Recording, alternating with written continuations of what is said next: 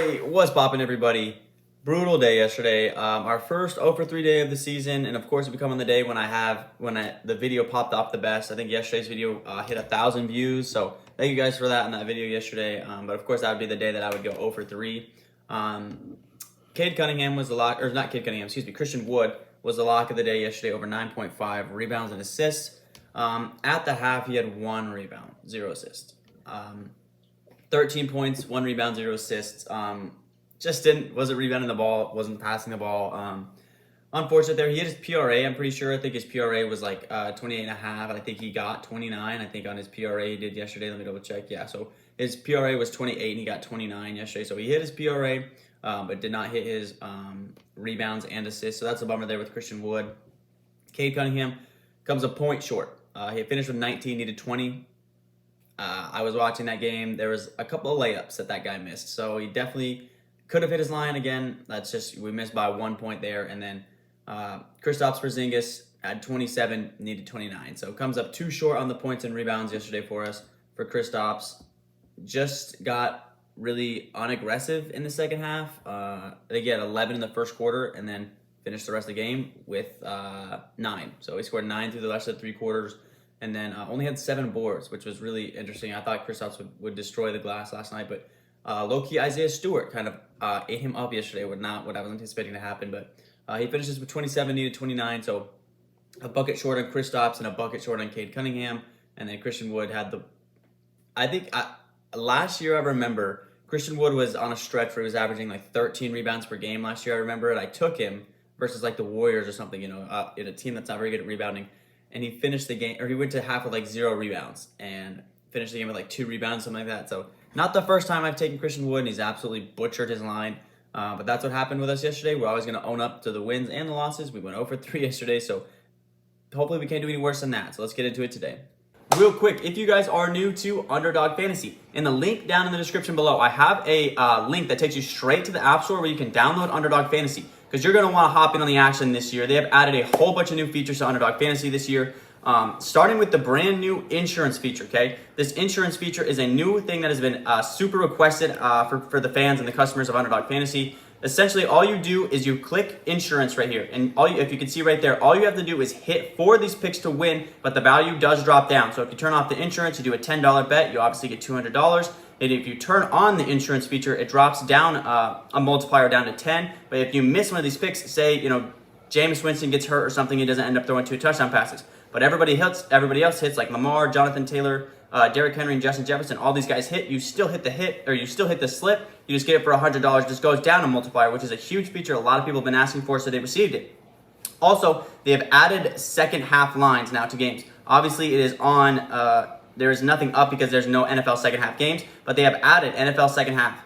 So just like for the Thursday night game, I'll throw up that clip right here. Thursday night, they dropped all the second half lines for that Thursday night game between the Bills and the Rams. They've added a bunch of new features this year. They're trying to improve to get the app better for you guys. Also, when you sign up, if you use code TAKEMYSHOT, you'll get $100 match, up to $100 match and 100% deposit match on your first time deposit. So if you do that, you can deposit $50, you get an extra $50, $20, you get an extra $20. Whole lot of stuff coming in with Underdog Fantasy this year. Make sure you sign up with code TAKEMYSHOT. Now let's get to today's bets.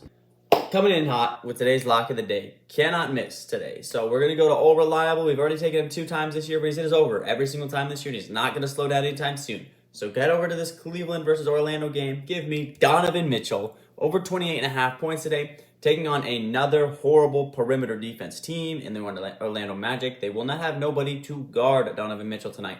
But they have been keeping games close, which is key here. If you keep this game close, obviously Donovan Mitchell's going to have more opportunity to get buckets. As far as Donovan's statistical stats go this season, obviously he's had 31, 32, and 37. So he's hit his over in all 3 of his games this season. I was also looking through advanced stats earlier, and Donovan Mitchell actually sits second in the NBA in drive points as a guard. I think he's just behind John Morant or something like that. He's averaging 16 points per game with just drive points, which is pretty impressive. And then he averages 13 points per game on pull-up points, so from jump shots in the mid-range, off the pick and roll and stuff like that. So that's 29 points just from him getting layups and pull-up jump shots. So he's clearly, and that's not even counting threes and stuff like that, right? He shoots a 3-ball. So clearly dominating the game offensively right now is Donovan Mitchell. As far as Orlando's defense faring against guards, they've only taken on an elite scoring guard once. They took on Trae Young, and Trae Young had 25, but obviously Trae Young shares a lot of his offensive load with DeJounte Murray. So 25 from a guy who's sharing his load is pretty impressive for Trae Young. 18 to Cade Cunningham.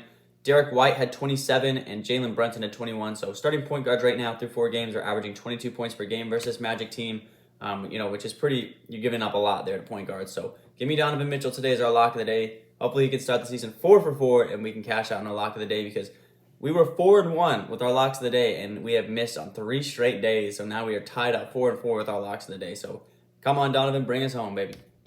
All right, coming up next, we're going to go with a big man versus the Spurs. We're going to go with Karl-Anthony Towns here, over 22.5 points versus Spurs here tonight.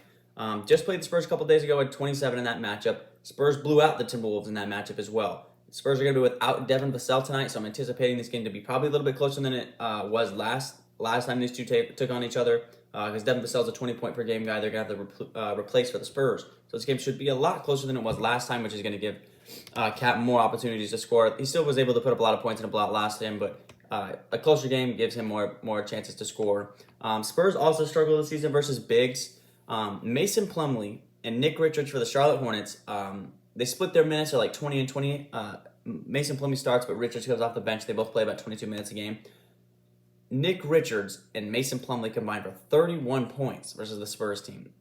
Both those guys are pretty bad offensive centers, and they were able to drop 31 combined on the Spurs defense.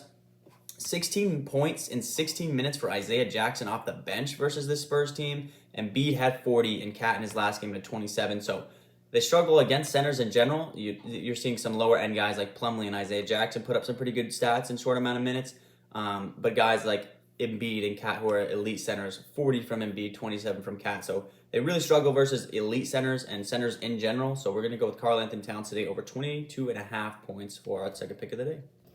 Third pick of the day is going to be coming from the Knicks versus Hornets game. Probably a guy a lot of you have probably never heard of and will probably never bet on again, but we're going to take him while he's hot. Give me Isaiah Hartenstein over 7.0 rebounds for the New York Knicks. He is off to a red-hot start the season as far as rebounding the basketball goes to start the year.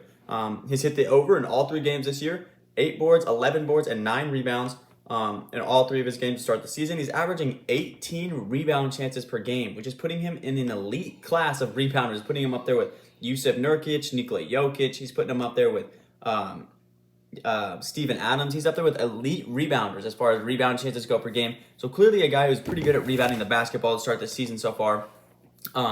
He's averaging 9.3 coming in. I might have just said that already, but he's averaging 9.3 coming in this game. His line is sitting only at 7 rebounds. And he's taking on the Charlotte Hornets today, who we all know we took advantage of it all last year. Struggle bad versus centers. Here's how they fared to start the season versus centers. Jakob Poeltl, 9 rebounds. Jonas Valanciunas, 17 rebounds. And Clint Capella with 9 rebounds, as well as John Collins in that same game as well Clint Capella with 10 rebounds. And in that same game, John Collins as well had 20 rebounds. So they fare pretty badly against centers, obviously, to start the season. Isaiah Hartenstein, a pretty big center. He is not the starting center. Obviously, Mitchell Robinson is the starter for the New York Knicks. But they split their minutes between Mitchell Robinson and Isaiah Hartenstein. Mitchell Robinson tends to get into foul trouble, so it happened the other night where Mitchell Robinson got in some foul trouble, so Isaiah Hartenstein ended up playing actually 40 minutes versus the Memphis Grizzlies. Probably won't see anything like that, but he is a volume rebounder, does get a lot of rebounds in a short amount of time. So give me Isaiah Hartenstein today over 7.0 rebounds. And our last pick of the day here is going to be coming from the Utah Jazz versus Houston Rockets game. Give me Mike Conley under 2.5 rebounds here today. Played 4 games this season, has Mike Conley. He's got 2 boards, 3 boards, 2 boards, and 2 boards. So he's only hit the over once, and he's gone under 3 times. He had 2 in his last matchup versus the Rockets. They did just play the Rockets just the other day. Kind of the same reason here that we're going to go the under on 2.5 rebounds here for Mike Conley like we did with Gary Trent Jr. the other day. A lot of really good rebounders on the floor. Lowry Markkanen, Jared Vanderbilt, Kevin Porter Jr. at the guard position, really good rebounder. Jabari Smith, Alperen Şengün, a lot of length on the floor, a lot of really good rebounders, aggressive rebounders on the floor. So Mike Conley should have no business getting rebounds. Obviously, he's going to get a couple that are going to roll out to him, a tipped rebound here and there, but shouldn't get into that 3 rebound range. So give me Mike Conley today under 2.5 rebounds for our 4th pick of the day today. So no 5th pick at the moment. Okay, you guys are going to want to follow me on Instagram. I'm going to throw my Instagram up right here so you guys follow me on Instagram. I know it's noon right now, and they still haven't dropped particular lines that I'm kind of looking for to make this complete 5 slip. Bojan Bogdanovic over 2.5 threes has been sitting on my notes. I'm thinking about playing that one. But they still haven't dropped any Pacers lines, and they still haven't dropped a couple of other lines that I'm really looking to play. So I'm going to do with these 4. We're going to do a 5-slip today, but it's going to be thrown up on Instagram. So let's go ahead and do the 3-slip right now. I'll say that one right here on YouTube, and then I'll throw the 5-slip up on Instagram. So the 3-slip will be the lock of the day. Donovan Mitchell over 28.5 points. Karl-Anthony Towns over 22.5 points. And Isaiah Hartenstein over 7.0 rebounds. For our perfect 3-slip, our 4th pick is Mike Conley or under 2.5 rebounds. But we're going to wait for a 5th play till some other lines drop. That's a kind of a thing that I dislike about Underdog. It does take a little bit of time for them to drop lines sometimes, but it is what it is.